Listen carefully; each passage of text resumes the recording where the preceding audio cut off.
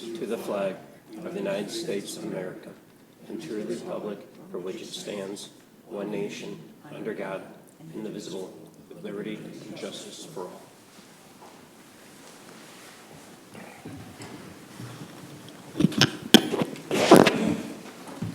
Would you do the roll call, please? Mary Ann Rosa, Here. Ken Demers, Here. Robert DeCina, Here. Anthony DeBona, Here. Gary Lafferty, Here. Karina Noyd, Here. Jonathan Ramsey, Here. Robert Ritalik, Rachel Ryan. I'm here. We have no recognition tonight. Do we have a motion for the minutes, please? I'll make a motion to approve the May 6, 2024 regular meeting minutes. Are there any corrections? Hearing none, all in favor, please say aye. Aye. Aye. Anyone abstaining? I Motion- seconded that. Motion passes unanimously. Under the chairman's report, I will remind everyone that tomorrow is the budget vote. It's important that you and anyone you know that's registered to please go and vote. If the budget is defeated, it means it's cut again. So we really need the support of everyone so that that doesn't occur. Under correspondence, we have had a communication relative to King & King, the current auditors, and the town manager will address our action under his comments. And I need to say that at a couple of recent meetings, there have been comments made about missing funds, missing town funds. For the record, the town has never had any missing funds. An individual employee may have posted, if I'm saying this appropriately or correctly, please, if I'm not, please correct me, posted some dollars to the wrong account. That's all. No money was ever missing. So I want to make sure our records show that accurately. Moving on to subcommittee, Public Works. Do we have any report? No report? Town manager, please. Good evening, Madam Chairwoman, members of the Town Council. Just a quick update regarding the King & King auditors. The town is preparing a RFP to go out for a new auditor.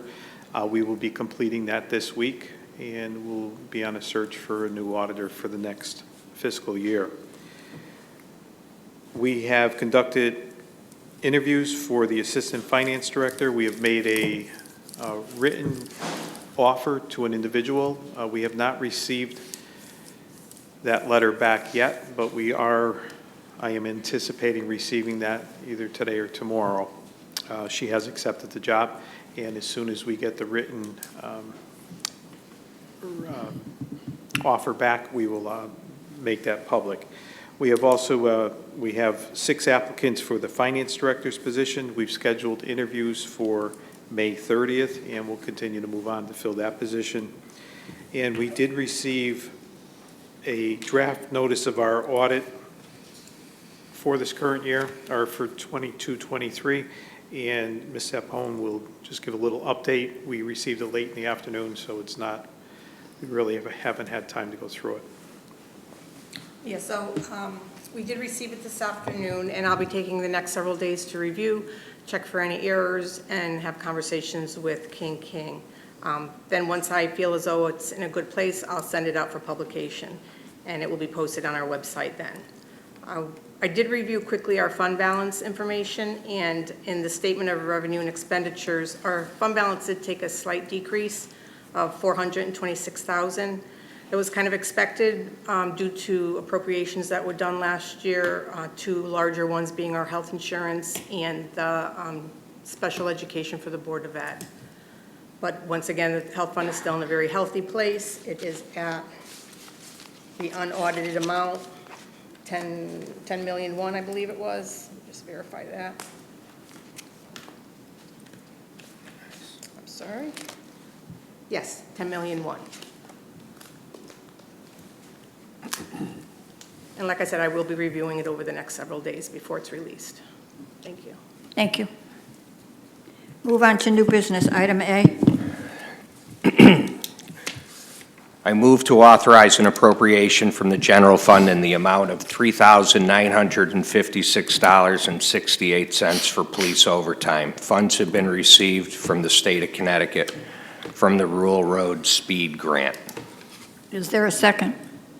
Second. I have a motion and a second. Anyone have any questions?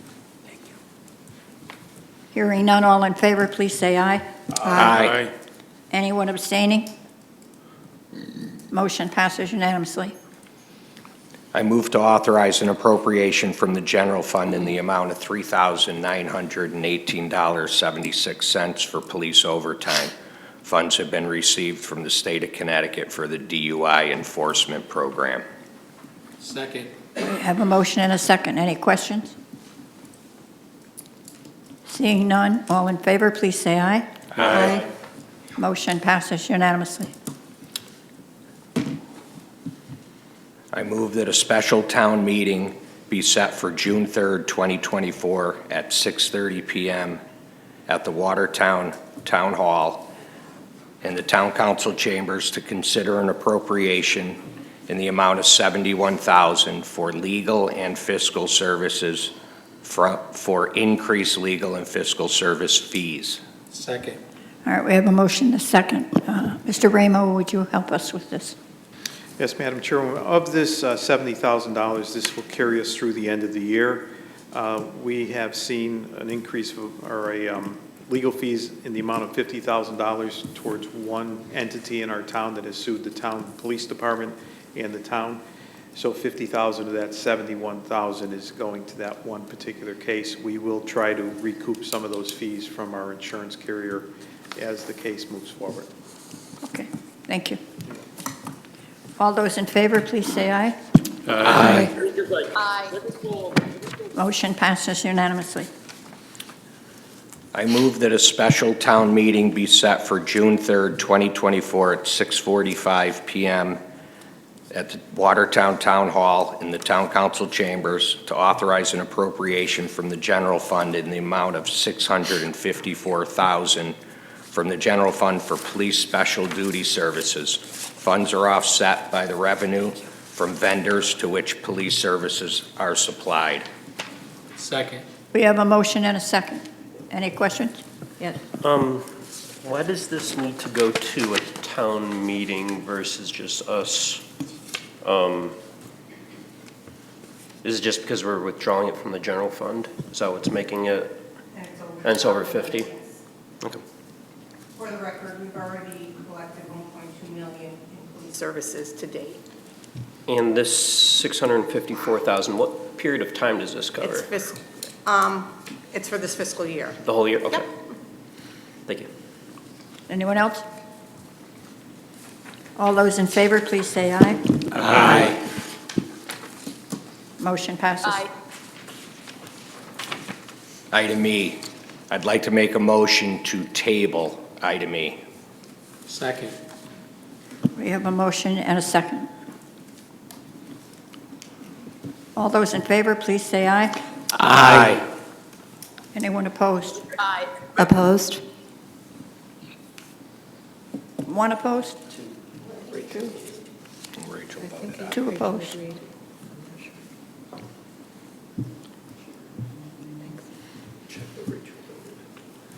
Rachel, you did oppose, correct? No, I'm in favor. Oh, okay. We're good? I move to authorize an appropriation from the general fund in the amount of $23,519 for unemployment payments made on behalf of the Board of Education. Funds have been reimbursed by the Board of Education. Second. We have a motion and a second. Do we have any questions? All those in favor, please say aye. Aye. Motion Aye. passes. Motion passes. I move to authorize an appropriation from the general fund in the amount of $3,800 to the Crestbrook building maintenance line item to repair the building that was damaged by park visitor. Funds have been reimbursed from responsible driver's insurance company. Second. We have a motion and a second. Any questions? All those in favor, please say aye. Aye. Motion passes. I move to approve a resolution authorizing an appropriation from the general fund in the amount of $59,823.08 for tax refunds. Second. We have a motion and a second. All those in favor, please say aye. Aye. I move to approve the resolution authorizing the tax refunds. Second. A motion and a second. All those in favor, please say aye. Aye. Motion passes.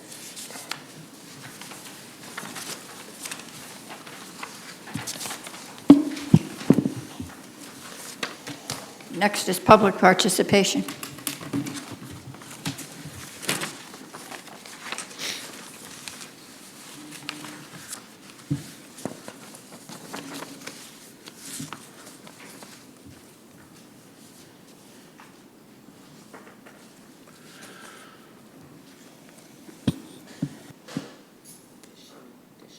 Press the little button. There We're you go. there, okay. Catherine Dinsmore? Pull it down, Catherine. Sure. Thank you. You're welcome. Catherine Dinsmore, 35 Reynolds Street in Watertown. Good evening. The town's finances, especially the revenue reporting, appear to be in disarray based on the public statements from the town manager and town commissioners. The perceived lack of alarm and perceived lack of action from the town council have the public wondering if you, like the residents, also are not getting the full story about the serious problems within our finance department. The town council should be included in discussions and decisions regarding our town's finances. And when I say the town council, I mean everyone in the council. I ask you to remember that residents voted for 9 members to represent us, not just 6. The lack of communication with the minority council members is disturbing. When the town manager discarded the treasurer position, he told the council that this action would save the town money, when in reality, this poor decision is most likely going to cost the taxpayers. Did the town manager confer with the council before ridding the town of this obviously needed treasurer position? If you were consulted, did you just accept the explanation, or did you dig deeper to find out why this was being done? I asked the town council to immediately implement a forensic audit at yet another cost to the taxpayers. Please act on this request before the state is asked to come in to investigate and take over the town of Watertown's finances. Thank you.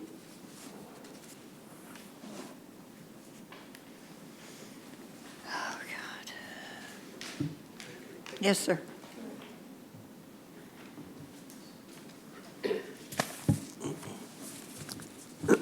Tom Plunges, 898 Litchfield Road, Watertown. Good evening, everyone. I'm going to read my letter. To whom it may concern, Munson Road project for new subdivision. I oppose using taxpayer funds to rebuild Munson Road for a subdivision. Please find the enclosed letters and photos that will help illustrate, in my opinion, the living conditions partially created by the town of Watertown. The diverted storm water drainage system on Ledgewood Road regularly causes property damage and basement flooding for myself and neighboring homeowners.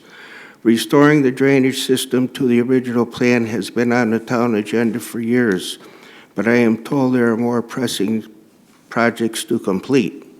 Secondly, by changing the zoning from residential to agritourism to benefit the Hawk Ridge Winery, properties abutting the winery have to deal with the environmental and health concerns from the toxic overspray and runoff into the local water systems. This water course directly feeds into Steel Brook. The pesticides create many problems, including reduced property values for the nearby homeowners. If the owners of Hawk Ridge Winery, which also borders Munson Road, want to enlarge their parcel, where will that runoff and overspray go? Will it pollute a public watershed like the Waterbury Reservoir? Do the subdivision builders know of the situation? Will this be disclosed to the future homeowners of the subdivision? Is the Connecticut DEEP Water Division aware of this subdivision plans? Respectfully, Tom Plunges. I would like to hand in my photos and letters. Yes, and could we have your letter, sir, so that we can have a copy of that? It's in here. Thank you.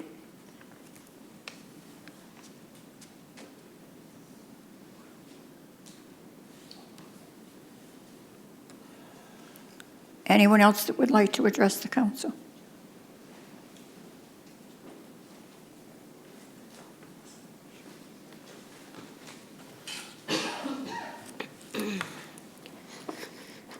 Hi, Catherine Camera, 31 Cottage Place in Oakville. I sent an email to the town council's email address with a document, and I asked that it be forwarded to all the council members, and it was not. The document was the recent settlement agreement between King and the State Board of Accountancy, which I'll be mentioning tonight. My intent was for the council members to have had a chance to review that document and be familiar with it. Since it appears, Ms. Rosa, that you did not act on my request, I need to know the email address of all the town council members. So I know phone numbers are published, so maybe you can decide amongst yourself if you're going to publish an email address. The email was sent twice. The first time, some members got it, some did not. The second email went out to everybody again today, and everybody got it. Today? Yeah, because we only found out today that some members didn't receive it. Well, that really doesn't change what I'm going to say, but thank you. I'm glad to know that it finally got to everybody. But phone numbers are published and not email addresses. I believe that I know a couple of members have an email address that's it's connected to the town. The problem for you is, if somebody wants to contact you, do you want them to call you or do you want them to get an email? I don't know, if you want to put an email in there as well, because I know if I'm not sure that somebody got something, I'm just going to start calling now, because I won't really know. But, I mean, that's for you to decide. It's just a suggestion. Sorry. So at the last Park and Rec committee meeting, the council's liaison publicly announced that the town had hired a finance and assistant finance director, both of whom quit shortly after being hired, and that Ms. Sapone was no longer retiring. It was very confusing, so I sent an FOI request for the job applications of those new hires, and it came back to me that there were no documents exist. So it appears that the liaison gave false and misleading information to the public. I'm curious what action the council will take when you know that publicly one of your members has said something that's not true.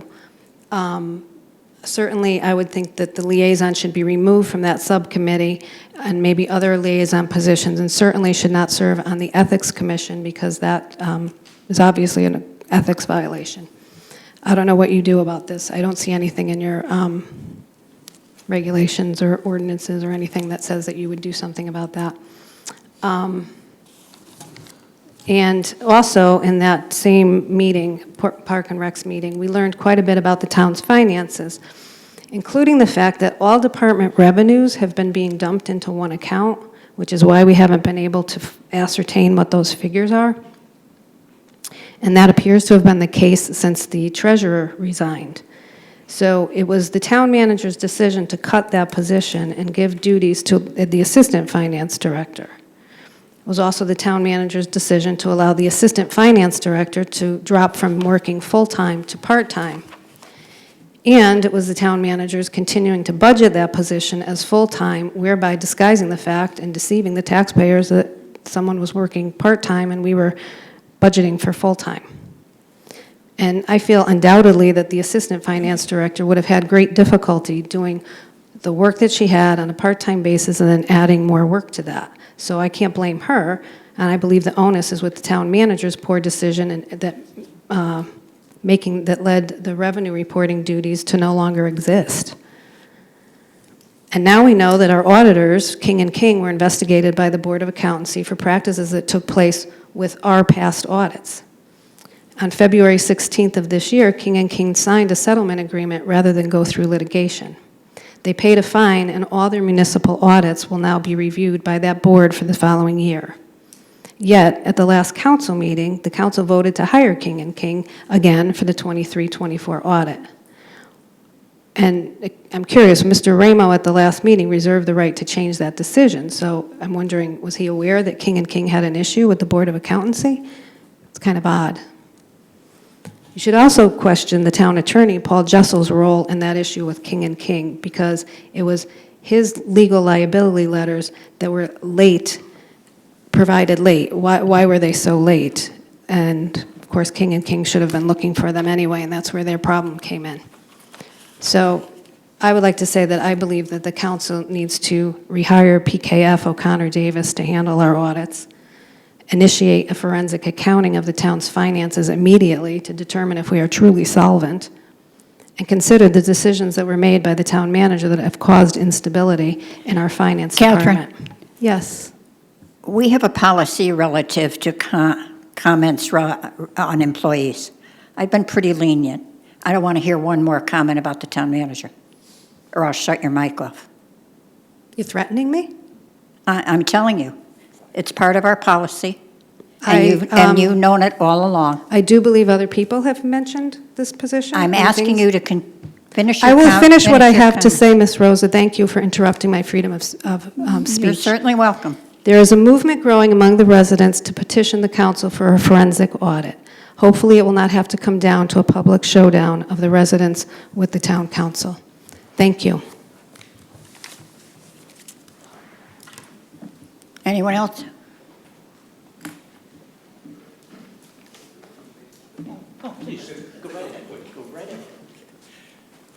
Good evening. James Mulhall of 260 Mount Fair Drive in town. I understand that item 9E was tabled. As I heard earlier, there's a number of people here to speak on that issue, and I'm just trying to get some understanding if that'll come up at a later date, or what we can understand since we took the time out to come out and speak. I don't know whether it'll come up at a later date, sir. I can't answer that. Could I direct the question at Mr. Demers? At who? I wouldn't have an answer for either. We made a decision as a group to table it. As a group, okay. Thank you.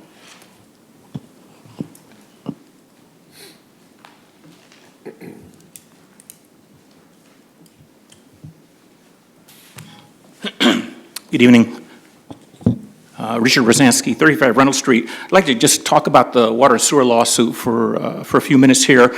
I attended the May 13th Fire District public hearing where they were raising water and sewer rates. They raised their sewer rates by 25% in order to bring the rates closer to Waterbury's current residential rate and to add reserves in the event they have to pay arrears to Waterbury.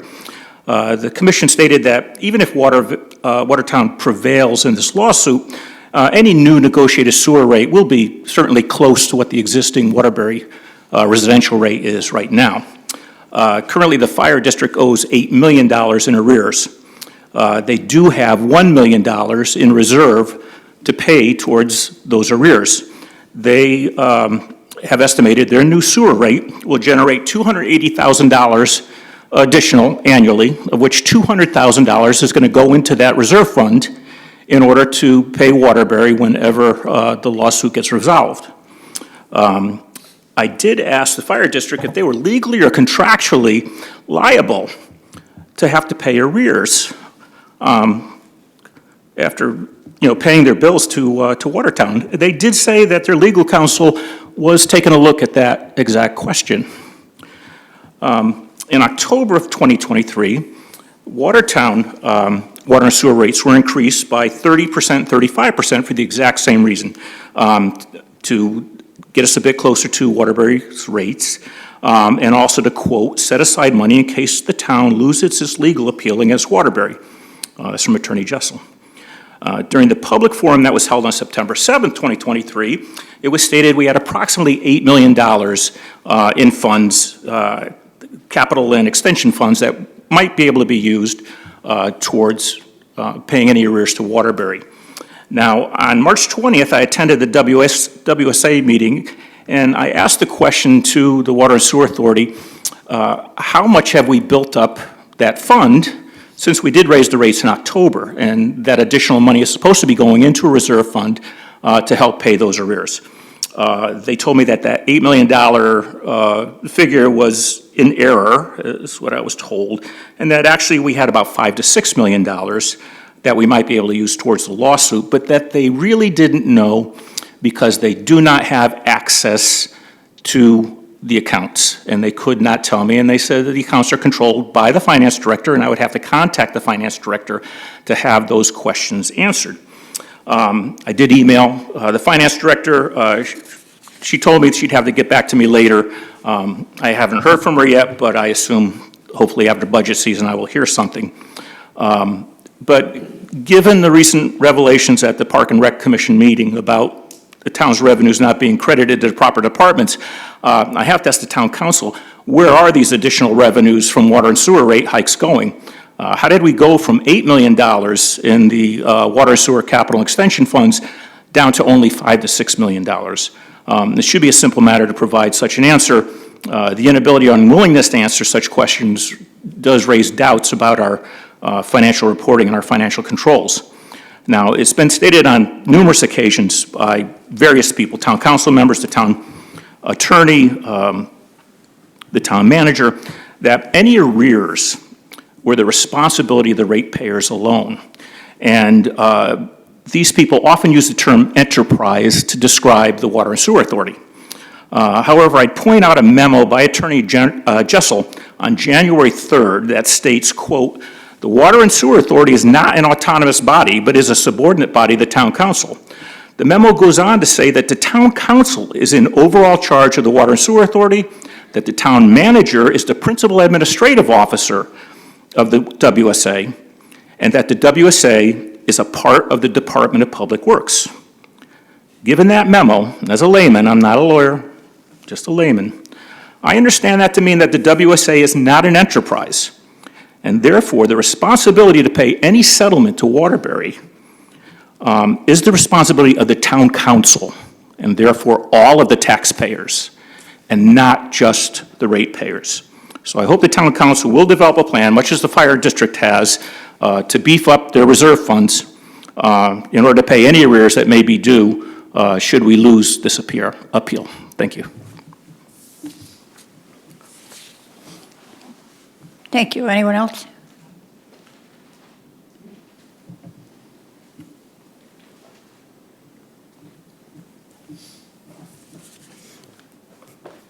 Deborah Mulhall, 260 Mount Fair Drive in Watertown. Good evening, Madam Chairwoman and Town Council members. You've tabled the item that I wish to speak on, but I'm going to speak anyway.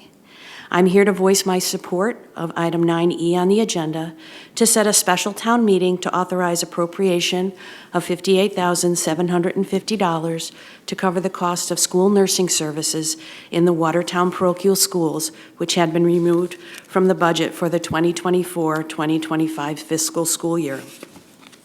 I am the principal of St. Mary Magdalene campus of the newly named Holy Disciples Catholic School. Between the St. John's campus and the St. Mary Magdalene campus, we have approximately 300 students, most of whom are residents of Oakville and Watertown. More importantly, we have students with serious medical issues such as diabetes, cystic fibrosis, cancer, and seizure disorders.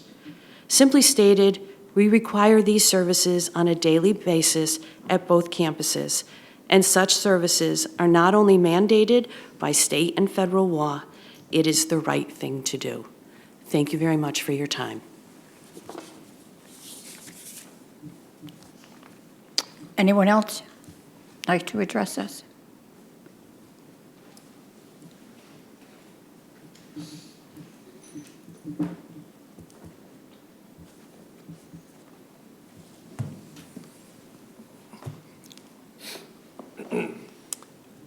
Al Mickle, 95 Woodbine Avenue. Of course, I'd like to have public participation at the beginning of the meeting and at the end, and I'll continue that until it happens. But in the last town council meeting, I asked a simple question. Who is handling the treasurer's responsibilities in the last couple of weeks? We've, I think, found somebody that will take the job, and the job description of the assistant finance director includes most all of the responsibilities of the treasurer. So I might suggest that the title of that position be changed to assistant finance director / treasurer. That would solve a lot of problems, I think. But can anybody tell me who's been handling those jobs in the last couple of weeks? Our finance director's been handling everything finance. Well, the charter says in 602 she cannot handle the job of a treasurer. It does. Fine. Oh, it's okay to do that then? To violate the charter? No, I'm just saying, I don't have that knowledge. I assumed that she was handling everything. Mark, do you want to reply? Yes, Madam Chairwoman. Our bookkeeper, too, has been handling the treasurer's responsibilities, and I went on as a secondary signer temporarily. The anticipation of the new assistant finance director would be to start on May 30th, and she will resume those responsibilities upon starting. So we are not in violation of the charter. I was hoping so. Okay. Thank you.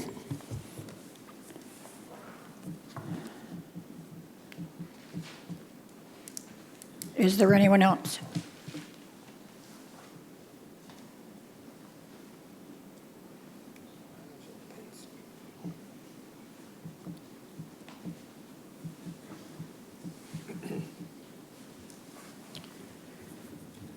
Good evening, ladies and gentlemen.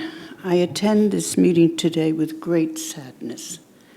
Very great sadness because you come generously spend your time on the town council. We have employees. We have the general public, which is hearing things which just are erupting from week to week. And I wonder whether pulling together, as we need to for our town and for our children, maybe we should start thinking about the people living in this town who would want to work in town. Have you ever considered hiring somebody who has skills and who is also a town person? I think most of our people live out of town. I don't know their addresses, but I know that there is a wealth of information, a wealth of desire to help. The growing numbers of the members of the Independent Party are an actual proof that people want to participate in the world of running a town. And I would heartily suggest that maybe one baby step in making this town something that all of us care for and are allowed to care for is to give on the public board, our www address, all of the people's job descriptions that we have in town currently. We don't ever know until there's a problem existing. For example, the one that was just raised about the treasurer and whether it's legal or not legal. But I don't know what a treasurer is supposed to do. And most of the people living in town don't know what a treasurer for a municipality is supposed to do. We have the digital ability to not to influence, but to educate people in town as to what work has to be done by a town manager and everybody else that works on the employment list. For God's sake, consider us, the townspeople, as helpful. We live here, we pay the taxes, and we want to help. And one way in which to help is to allow our children to want to stay in Watertown, to take jobs in Watertown, to give the best of their ability to Watertown, and to continue to keep the town going. It's embarrassing. It's embarrassing not to have folks stay for long periods in a job that they love. We should have jobs that people love and who work here and who care and who pay the taxes. Thank you. Excuse me, would you be kind enough to give your name and address into the I'm record? so sorry. It's okay. I am Elizabeth Vashutinsky, and I live at 514 Sylvan Lake Road. Thank you. Thank you. Anyone else?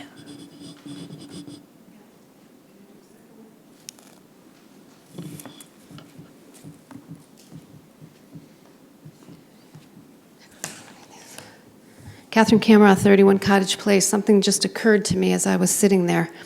Probably about within the last couple of months, Franklin Pillacy came to a meeting and he spoke very highly of the town manager. He spent his whole time up here speaking about the town manager and his job and how his performance and blah, blah, blah, best town manager. You allowed that. Then if you're going to allow now I'm lost for words, praise. You'd also have to allow dissent. Catherine, I'm I'm not just going to get saying, into a debate with you. I'm not asking you to get in a debate with me, but you got to figure out the rules. You can't have just people coming in with positive comments. So if you can't comment at all, then you need to put something up that says you cannot comment at all. It can't be both. We did, so read it. You Read cannot praise. Read our policy regarding public participation. But you can't, but you can praise people. Lauren, shut off the mic.